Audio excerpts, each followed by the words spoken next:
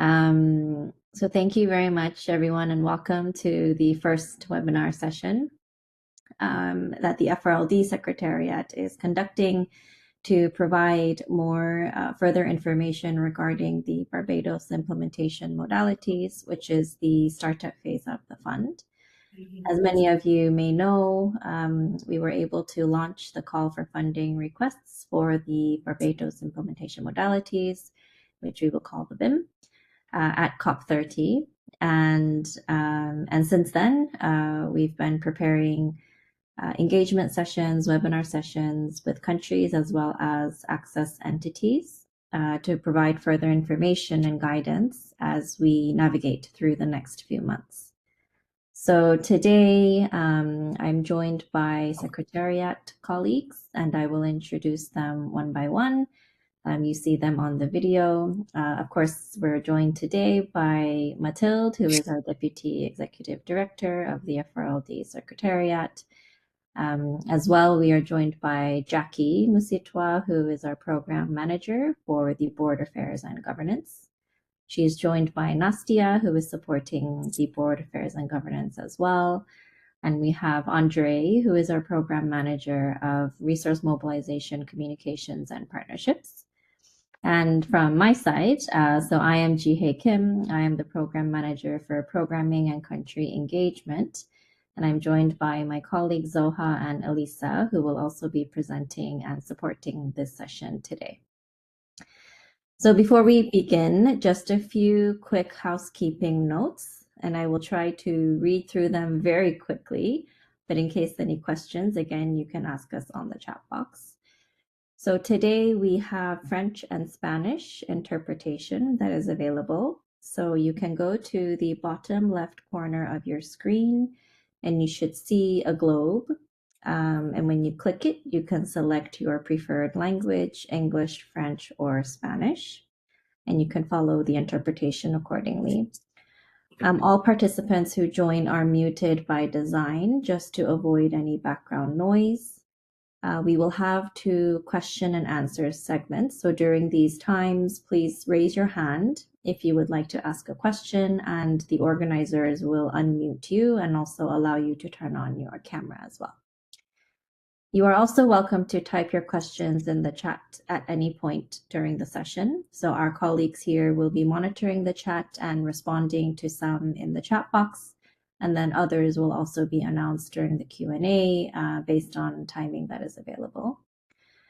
Please note today's session is being recorded, and after all the sessions are completed, which will be tomorrow, we will share the recordings and the slides, as well as a frequently asked questions document that will be a compilation of the key questions and answers that were asked during the session. Now, as we start, you will see a quick check-in poll pop up on the right side of your window. We kindly ask that you take a moment to fill this in just to give us general information about the participants today, and this will help us to understand the countries and organizations that have joined us. With this, I'm happy to give over the floor to Mathilde, our Deputy Executive Director, for opening remarks. Thanks, Mathilde. Thank you very much, GA. I hope you hear me well, all of you. So indeed, I'm Mathilde Laurence. I'm the Deputy Executive Director of the fund. Just a quick word. I will be very, very rapid. Just a quick word of introduction on my side to emphasize on behalf of the management of the Secretariat, and notably on behalf of Ibrahima Sheikh-Diong, our Executive Director, how important these sessions are. He asked me personally to participate in the opening, to show this, and of course our implication as executive of the Secretariat, and to thank you for your presence and your interest in the fund and our activities. As GA just reminded, we have launched the Barbados implementation modalities at COP30. It was, of course, a very important milestone, showing the fund is now ready to open for business 2 years after its creation in Dubai. And the team will have the opportunity to answer your question, but also to emphasize how important your role will be in this next phase, of course, as the funding requests are going to be prepared and coordinated in countries, knowing, of course, that the how important it is that those proposals are, of course, country led. So thank you again for your interest and your implication. The team will drive you through the details of the call. You see that also we've gathered large participation on our side of the secretariat with several of our managers of unit and the team present here. It shows also on their side how important it is to hear from you and also to get your initial feedback and question on how this will work. It's only one of the first engagement of this kind. The second, actually, today. We have others tomorrow. And I can simply wish you a very good working session. Maybe before I give back the mic to GA for the rest of the session, just to emphasize, with the launch of these Barbados implementation modalities, our board really decided to launch a call for proposal aiming to test and learn from your ideas, for the country's perspective. What are your needs? What are your key gaps? And how the fund can participate in strengthening your systems in your country to respond to loss and damage. So this question of testing and learning, seeing the diversity of context, geographical context, but also sectoral requests and demand will be very, of course, important for us as we will see the request for funding coming into the fund, and this will help us developing the long-term model of the fund. So it's a very strategic and very important moment for all of us. Of course, we're proud to be able to start, but also it's important as we build up the future with this call for funding request. So with these few words, again, I wish you all a very good working session. I'll be there only the first 20 minutes as I have another meeting, but please, of course, as Gia said, I hope you will be able to have a lively discussion on this Barbados implementation modalities. Thank you very much, Mathilde. And again, sharing our appreciation for joining us today in this webinar as well. So we'll get started right away. So first, I'll take you briefly through the contents of what we will be sharing with you today. First, we'll give you a brief introduction about the FRLD and who we are, as well as the Barbados implementation modalities and what it entails. Then we will have a session on the funding criteria and the cycle for the BIM, which will be presented by Zoha.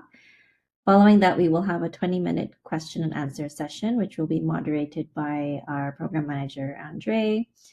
And following that, we will have another 2 sessions on guidance for national focal points who play a key role in engaging with this fund, followed by the access modalities that were adopted by the board for the BIM.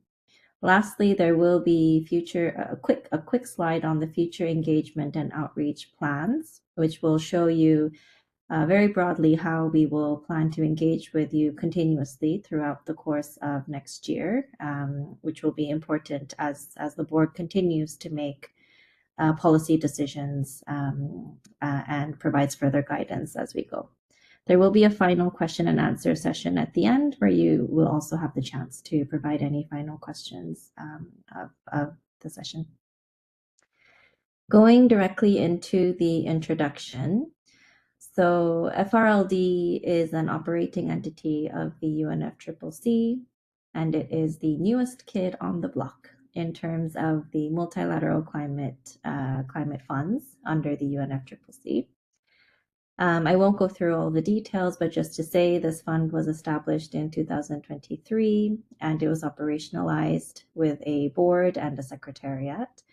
The board started to meet in early 2024 and has made actually very, very impressive progress in just a year and a half in approving the startup phase of the fund, which we are calling the Barbados Implementation Modalities, as well as adopting major decisions in the last board meeting to allow us to operationalize the startup phase.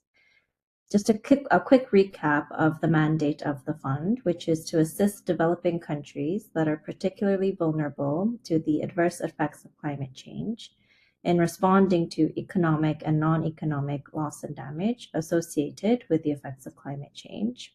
This includes for extreme weather events and slow onset events. So this is an important part. This is the starting point of where we are. Note that our governing instrument guides the work of the fund, including its structure, its function, and operational guidelines. And a lot of what we are sharing with you today builds on the foundations of the governing instrument, as well as the decisions of the board. Some unique features of FRLD, we wanted to highlight this for you, for those that are wondering how are you different from the others. So we believe there are very key distinct features of FRLD as a financial mechanism. First, FRLD is the only dedicated fund that is supporting loss and responding to loss and damage. The others, of course, who work on adaptation or disaster and other topics may touch on loss and damage as well, but of course FRLD is the only one that has a mandate that is directly supporting countries to respond to loss and damage. Second, one of the core features and pillars of this fund is to focus on bottom-up, country-led and country-owned approaches.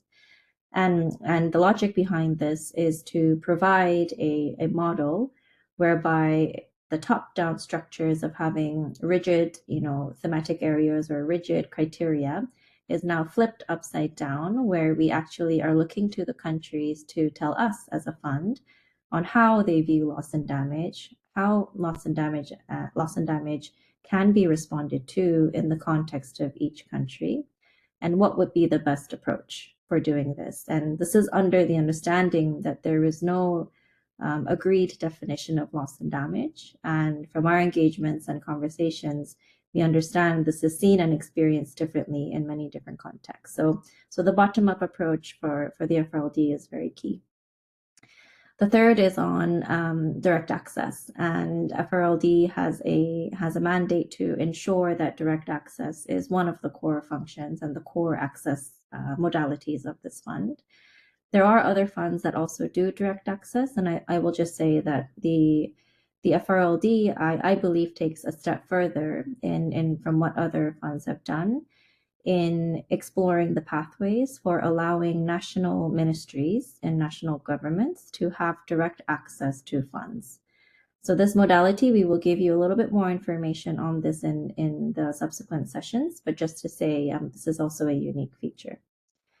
In addition, this is the first multilateral climate fund to offer a budget support modality. And you will not see this modality in any of the other funds yet, which the other funds are mostly focused on project-based or program-based instruments. And in FRLD, we will be hoping to test this direct budget support modality, starting with the BIM phase. And the last two, as you see in the mandate of the FRLD, we not only focus on supporting countries to respond to economic loss and damage, but also non-economic loss and damage, which is mostly, it tends not to be quantifiable. It's also less understood and therefore less funded. So this is one of the areas that we believe is important for this fund to look at, and we are keen to hear from countries on how they have been responding to non-economic losses and what these could be, how these can be quantified, and will also be a key feature that you will see in this fund. Lastly, but most importantly, we have the requirement and also the expectation from our board and from our country partners to be faster, to be simplified, to be streamlined. And it's not just because of the mere fact we want to be faster and more simple, but also because the topic of loss and damage has a sense of urgency that is to be treated, I believe, a bit differently from the other topics. And because of each and every day, each and every week that goes by after an event can create a big difference in the lives and in the livelihoods of the communities and countries that we serve. It is especially important that all procedures, requirements, and processes in FRLD are focused on ensuring that simplification, on speed of access, and ease of access. So you'll see as well as we go through, we have built in these features and these functions into all of the modalities that we have that we will be sharing with you today, and will do so as we further develop the policy structures of the fund. A quick overview of the Barbados implementation modality. So like I said, this is the first phase of the fund with the intention to pilot and test the initial interventions of the fund. A total of 250 million was allocated by the board, and the duration of the BIM is from 2025 to 2026. Of course, the funding allocation as well as the duration of the BIM may be revisited by our board, but for now, these are the parameters that have been granted. The second is each funding request may be from 5 million to 20 million US dollars per funding request. So just to emphasize here, it is not per country, but it is per request. Lastly, there is a minimum allocation floor of 50% for SIDS and LDCs that was also approved by our board. So again, here the focus is to say that it is a minimum. So at least 50% must be allocated to the SIDS and LDCs. At COP30, we were able to launch the call for funding requests, and you'll see a wonderful picture here where our board members, our co-chairs, as well as Secretariat and our partners and countries all got together to celebrate this launch, which was a very meaningful moment and milestone for FRLD. The template for funding requests, as well as the terms of reference for the call, are published on the website, and you can use this QR code on the screen, or you can use the URL address, the website address on the screen, to find the BIM page in our website, which will have all of the relevant documents and guidance that have been published. Just to give you information on the timelines that we have going before us. So we launched at the COP, and the opening of the submission timeframe. So that means the duration, the timeline for which funding requests can be submitted to the FRLD will start on the 15th of December for a duration of 6 months until the 15th of June. So during this 6 months is when countries and access entities are invited to submit funding requests to the FRLD Secretariat. Note here that in our next board meeting in April, there will be additional guidance and modalities that will be discussed by the board. And based on what is discussed and adopted, the Secretariat will support countries in ensuring that funding requests align with the newly adopted requirements. With this, our target is to present the first batch of funding requests in the July board of next year, which is our 9th board meeting. We will likely have a rolling approval, so this means not everything may be approved at the 9th meeting, and there may be a first batch followed by a second batch at the 10th board meeting. So just remember, these are our targets, and it will depend as well on how much progress is made in the next board meeting, and we will continue to engage with you next year to provide updates and guidance accordingly. Next is on the funding criteria and cycle, and I will hand over to my colleague Zoha to take you through. Thank you very much. I hope you can hear and see me well. So I'll go through the funding cycle and criteria for the BIM. In terms of the funding criteria, we have first the eligible activities for funding, and there are 2 of those: activities responding to economic and non-economic loss and damage, and activities focused on priority gaps. So when a request is first submitted to the FRLD Secretariat, we would do a screening to check that it is aligned with the eligible activities for funding and is therefore eligible to access resources from the FRLD. Following that, the request would then be reviewed against our funding criteria for the BIM.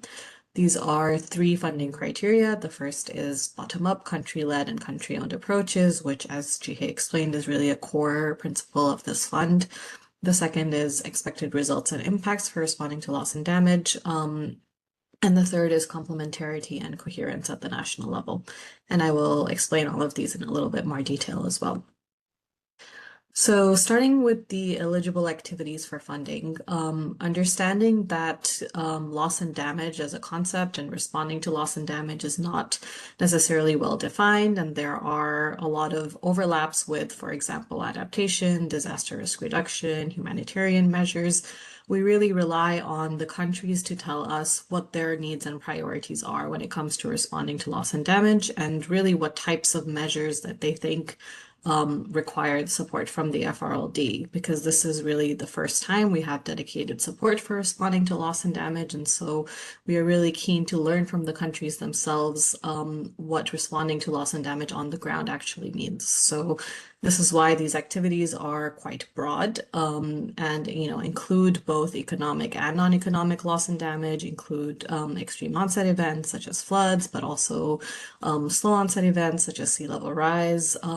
Support for displacement, relocation, and migration is also within the scope. We have kind of immediate recovery measures as well as medium to longer term recovery measures. Measures that would be complementary to humanitarian aid and humanitarian actions are also within the scope.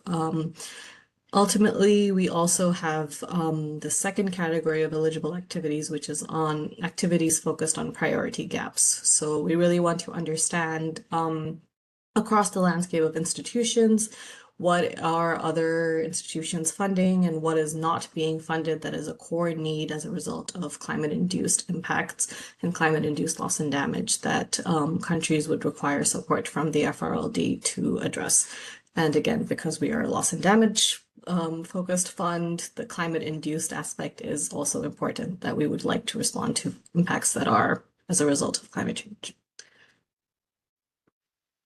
I'll now go through the criteria in a little bit more detail. So the first one that we mentioned on country-led, country-owned, and bottom-up approaches, the purpose of this is really to ensure that the interventions that are proposed in the funding requests will strengthen national responses and are really aligned with and responding to country priorities, needs, and circumstances.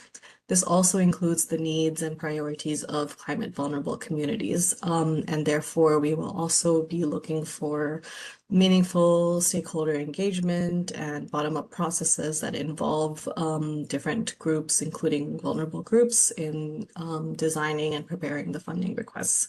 We also look to contributing to the longer-term development of national loss and damage response in the country in alignment with country needs and priorities.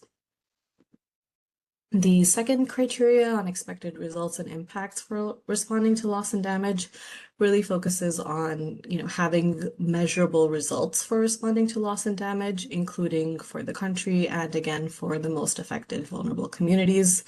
We'll also be focusing here on co-benefits as a result of the interventions. So for example, building longer-term resilience, but also other environmental, social, and development co-benefits, as well as gender responsive measures. Again, because this is a testing and learning phase, we are really keen to ensure that we are piloting, testing, and learning from new approaches to respond to loss and damage where relevant, and want to be able to achieve concrete results in the short term. The third and final criteria is complementarity and coherence at the national level. And this is really to ensure that we are avoiding duplication and reducing fragmentation where possible with other activities that are happening in the country that are relevant and related to responding to loss and damage. And therefore, we also ask countries to indicate to us any other available sources of funding that are there that are related to the activities or interventions being proposed in the funding request. I will now just go through the funding cycle that we have. And this is an 11-step cycle that goes from the origination and submission of the funding request through to the review and approval process, and then finally to implementation. And again, in line with, simplified and streamlined approaches, which are very much at the heart of this fund, we have really tried to make sure that the Secretariat will be able to respond quickly and is able to assist countries throughout this process. So, for example, our review timeline in total is a period of 3 weeks before we get back to the country following the date of the submission. This includes first a completeness check to make sure that all sections of the template have been appropriately filled in. And then we have the review, which includes both a conformity review and a technical review against the eligible activities for funding and the funding criteria that I mentioned. Countries will then have the opportunity to respond to the review after they receive feedback and potentially resubmit the funding request if they wish to do so. After which we will have a process of using the outcomes of the review and assessment to present funding requests to the board for approval. And then the board would go So through. you can still come back with your questions that you have now. So Jackie, over to you, please. Thank you, Andre. Hi, everybody. Good evening, good morning, wherever you might be around the world. Great to be with you today to talk about guidance for FRLD national focal points. Just for a little bit of background context, the board adopted a decision on the guidance related to national focal points at our 6th meeting this year. And the intention for the guidance that was adopted was to really help countries to provide a few kind of suggestions on how best to nominate people that would be the focal points with FRLD, as well as what they would do in that capacity as focal points. So that is what we are going to go through today. We have about 43, pardon me, focal points today, and we're really excited because that we've managed to get that many in the past 4 to 5 months, but we really do look forward to more countries nominating national focal points. We realize that this evening, at least in DC's call, is for national focal points, but we also invited focal points from the wider UNFCCC for countries that have not yet nominated their own national focal points. So for the people that are focal points that might already know what a focal point is, bear with me. But for everyone else, a focal point is basically a person or people that are designated by their respective government to serve as the liaison between the government and FRLD. That nomination, as I said, is from a government. And the intention, at least from the board's perspective, is for the national focal points, where possible, to really already be people that are engaged with other climate funds, really as a way of promoting complementarity and coherence, as well as avoiding duplication within the broader multilateral climate fund space and funding. Another aspect is really making sure that these people have the mandate and the capacity to really act on the country's behalf with respect to engagement with FRLD. So far, I'll give you kind of a range of examples of what has resulted from this guidance. In most cases, countries do nominate a senior signatory. And then they also nominate a second technical contact. That's not the case for all of the countries that we've engaged so far. Some countries have one senior signatory and multiple technical contacts. Some countries only have one person, and that choice is really at the discretion of a country, and it's also based on how they wish to organize themselves internally. I think what is really important from our perspective with respect to communications is really making sure that we have updated contact information of the national focal points. So if people switch roles, for the national government to contact us to update us with that information. In addition to our internal database, we do publish the names and contact information of all national focal points on our website. And so access entities and other people are able to see who to engage at a local level. Now, the role of the focal points, as I mentioned before, is really to maintain communication with the FRLD Secretariat. At this stage, as you might be thinking about a funding request, but also as you wish to learn more about the operationalization of the fund in the future. The other part that is quite important is making sure that once we do kind of move past December 15th and go to the proposal phase, that the national focal points are able to retain documentation related to any submissions that come from that country, as well as really be engaged in the reporting process later on once awards have been made. Lastly, as far as kind of access to the fund and the role of the focal points, the signatory that I mentioned early has to have the authority to sign and will be responsible for submitting requests or designating an access entity to submit requests on their behalf. So going back to the previous point of when a country does select this person, it is important that they do have the authority to do so. The other aspect that is really important for national focal points is really for them to be consulted on all requests that are coming through to the Secretariat and making sure that the requests that are coming through really do align with national priorities related to loss and damage. Focal point designations and updates can be mailed to the email address below. We do try within a 48-hour period to respond to the respective focal points, whether we do have any outstanding questions or really just to confirm receipt and to post that information on our website. One note is that there was additional guidance provided by the board at our 7th board meeting in October. That information will be incorporated into the guidelines for focal points that is on our website. So give us a couple of weeks, but definitely before December 15th, we will be sure to provide that additional guidance to national focal points. I'll go ahead and stop here and wait for any questions during the Q&A session. Thank you. Thanks very much, Jackie. So we'll go ahead and go directly into the access modalities.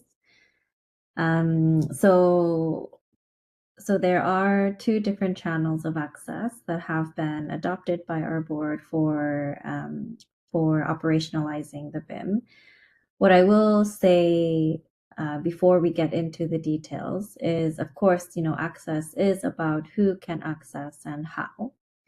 But before we get into the details of who and the how, I think it's first important to understand that the function of access is not only receiving funds from the fund, but it is also being able to have the required policies, systems, and capacities to conduct oversight of the implementation of resources. And this is important because any entity, it could be a national government, it could be an access entity, or it could be others. So any entity that accesses fund from the FRLD would be expected to be the hands and ears of the fund on the ground. So what this means is because the fund cannot oversee operations at the project level, we are delegating that accountability and responsibility to those who are accessing, which could be those national ministries or those access entities. So if we start from that basis and that logic of why we create modalities for access, then it's also important to understand that checking those policies and systems and capacities of those entities is also equally important before approving those entities or countries to access the fund. So in that regard, for countries that have been or are involved in the GCF and GEF and Adaptation Fund, you will all know that they each have their own accreditation systems and frameworks. And a lot of the time, these processes can take time. What the FRLD board has decided is, first of all, that we will not build our own accreditation framework.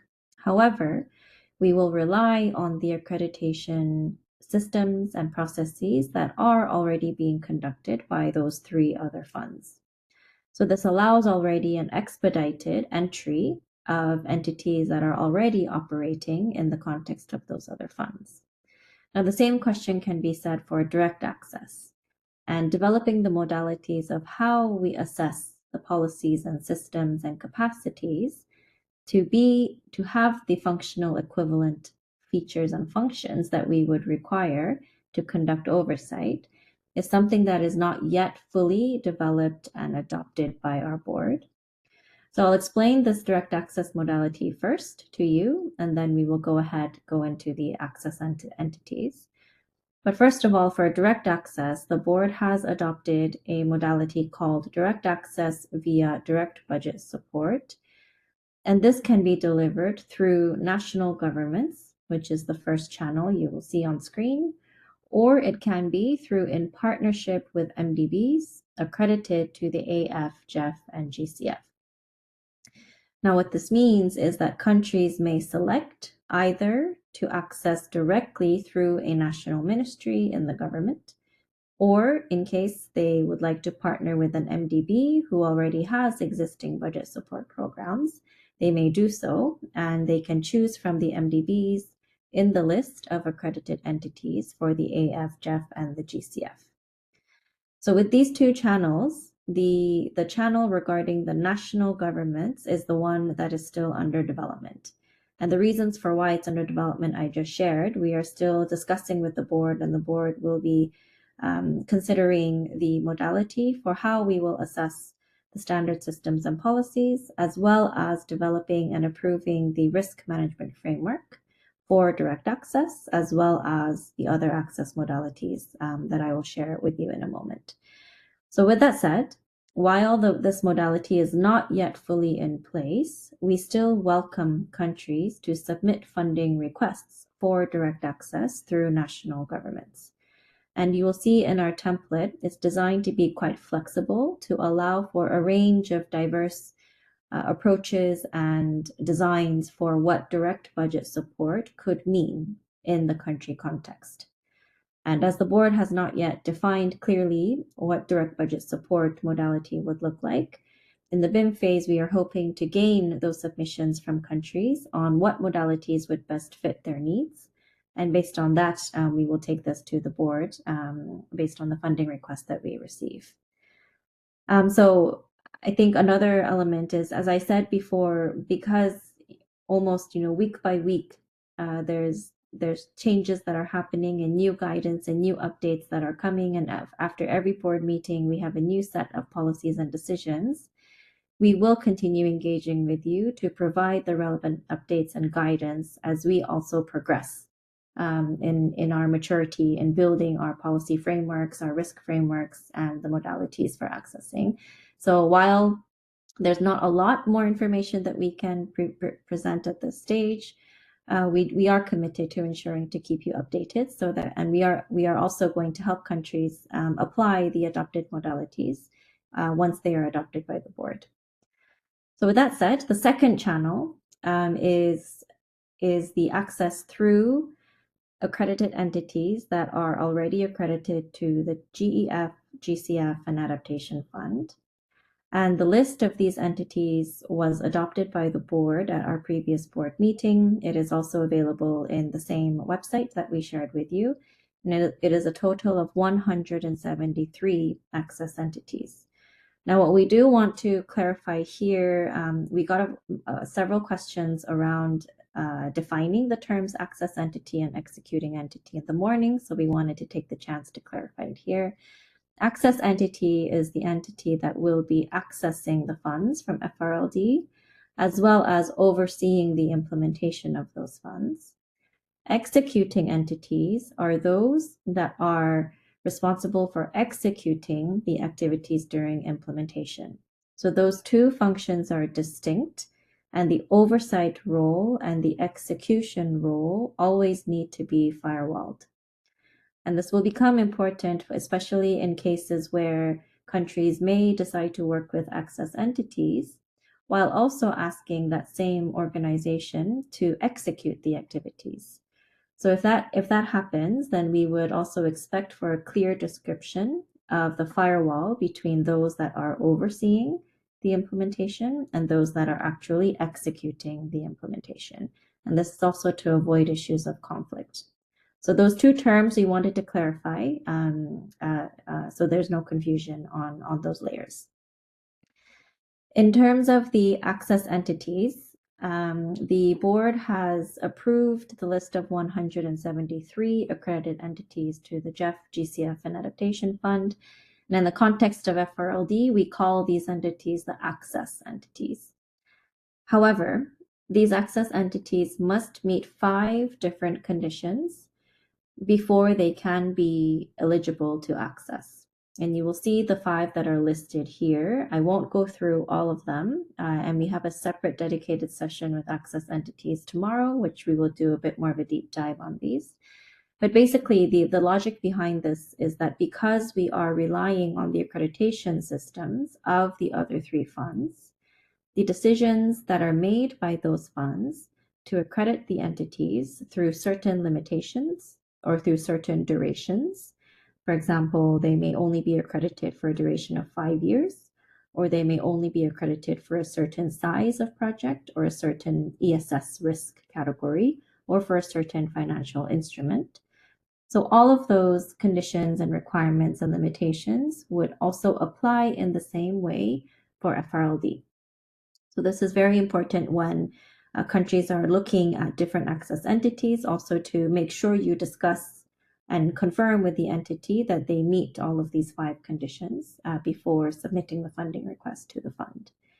One other element is that this list of 173 access entities consists of international, regional, as well as national entities.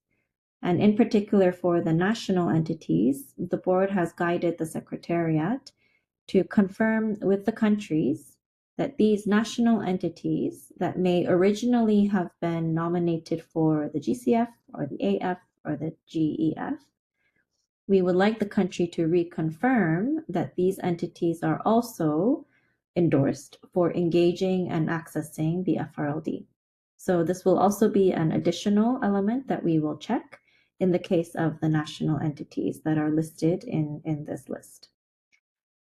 I think that's all that we will share today on the access entities. One final element before we close this session is in terms of the submission, and I think we received a question in the chat on this as well. The primary mode of submission and also the preferred mode, I would say, is that the funding requests are submitted by the country national focal points.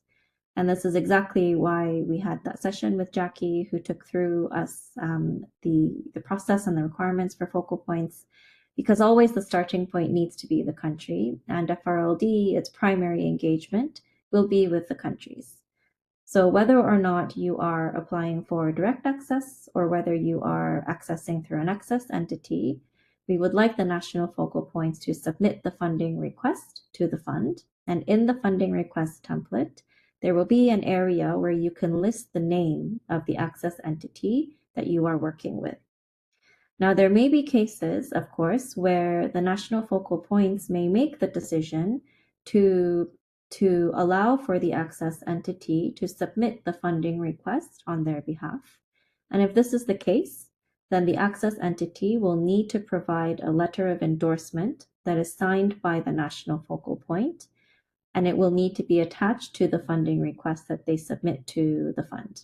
And if there is no letter of endorsement, then we will communicate back with the national focal point to inform them that this access entity has submitted a request and to indicate whether a letter of endorsement will be provided.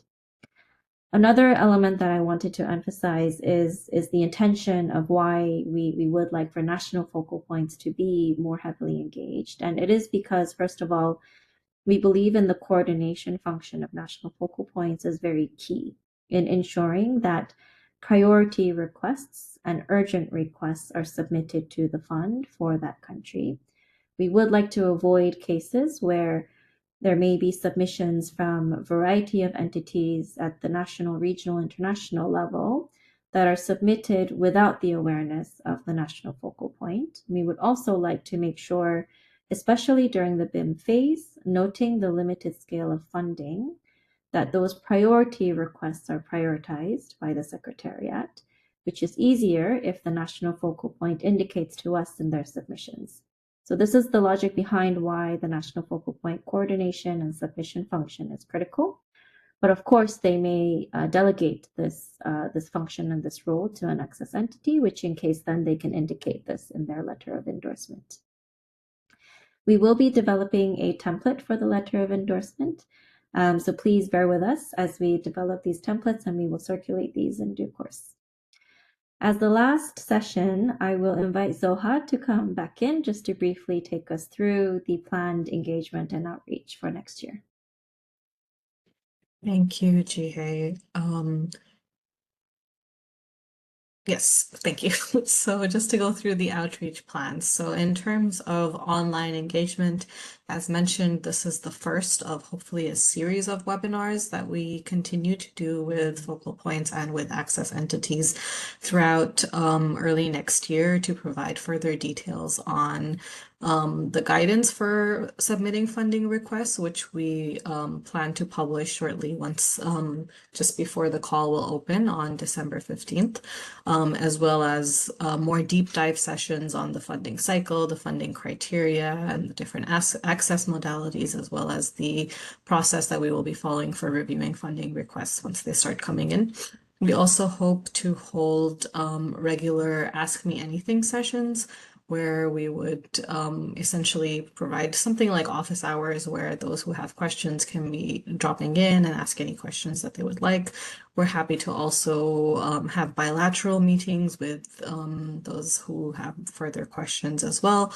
And as mentioned, we will be collecting all of the questions that were asked during these webinars and posting an FAQ page on our website with answers to those questions. In terms of in-person engagement, so we do hope to have in-person sessions in Q1 and Q2 of next year on the sidelines of key regional and global events, where again, we will continue our further outreach and engagement around the call for funding requests. And we hope to also organize sessions and side events at key global events next year, such as the SBs, the World Bank's annual meetings, UNGA, COP31, and any others that may come up. Finally, we will continue to regularly communicate with you and have regular engagement with countries, of course, throughout the process of submitting and reviewing funding requests as well. In case of any questions, feel free to reach out to us as well at pace@frldsecretariat.org. I think it was already mentioned, but just to reiterate that we will circulate this presentation as well as a recording of this session and post any relevant materials on our website as